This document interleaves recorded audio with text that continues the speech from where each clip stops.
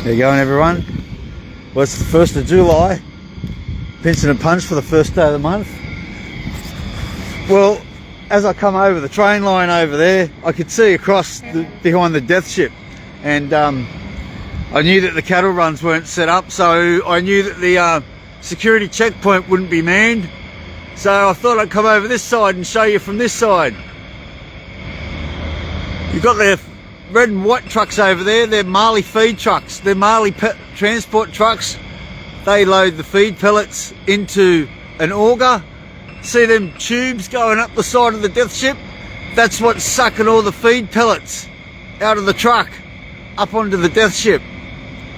Marley's transport also takes pigs to slaughterhouses at Linley Valley here in Perth.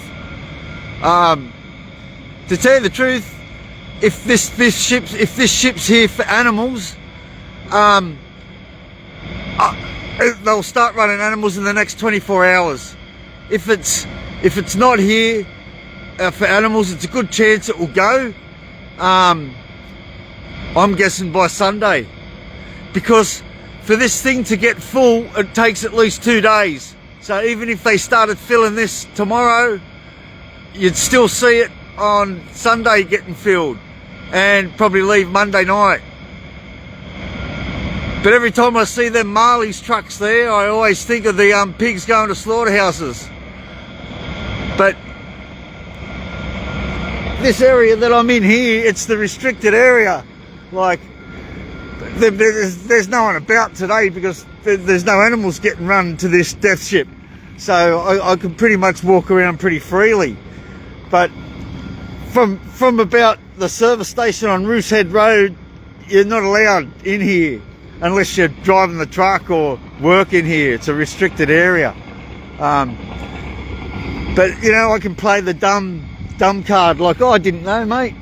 And also it's funny how things work out too, because they're doing a big walk over there today, like a tour around Fremantle Port, and I can't put the drone up anyway, so I don't have to put the drone up today, because we can see behind the truck here, behind this death ship together.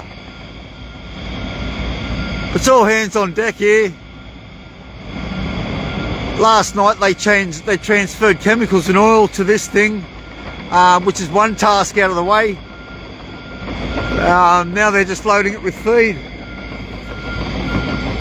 Got a guy over there with an excavator.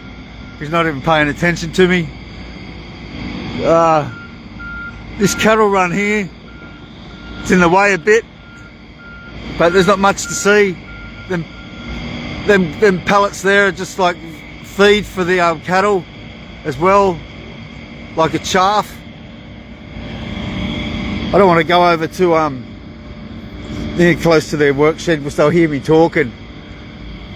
But not much happening down here today other than preparing the death ship to take animals. So I won't even have to stay in here very long. So they'll be doing this pretty much all day. So I'll probably hang down here and have a look around Fremantle for a bit and have something to eat, and then probably head home and come back down here tomorrow. If it's here for animals, they'll start transporting animals to this thing in the next 24 hours. So yeah, I won't miss animals being loaded on this if it's here for animals, even if I go home now. But it's pretty big up close, isn't it? You think about if all them bars could talk, what stories that they could tell us about cattle giving birth on there, lame cattle not being able to get off the ship, so then they get lifted off with cranes. Right. Weeks at sea, end up in China and have your throat cut. In China they bolt gun the animals over there, but there's halal slaughter over there as well. Listen how loud that auger is.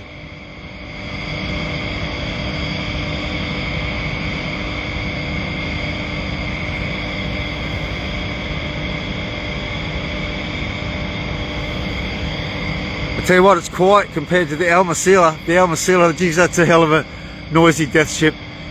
They say the air circulating inside that thing when you turn the ventilation shafts on. If you're standing by the opening of the Almacilla, you've got to hold on to your hat, because your hat will get sucked off your head.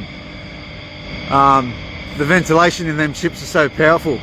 Not as much as these ones, because they're pretty open to the elements. Anyway, people, take it easy. Ban live export. Dareen, 2 days in port, day 2 in port. Ban live export, stinks.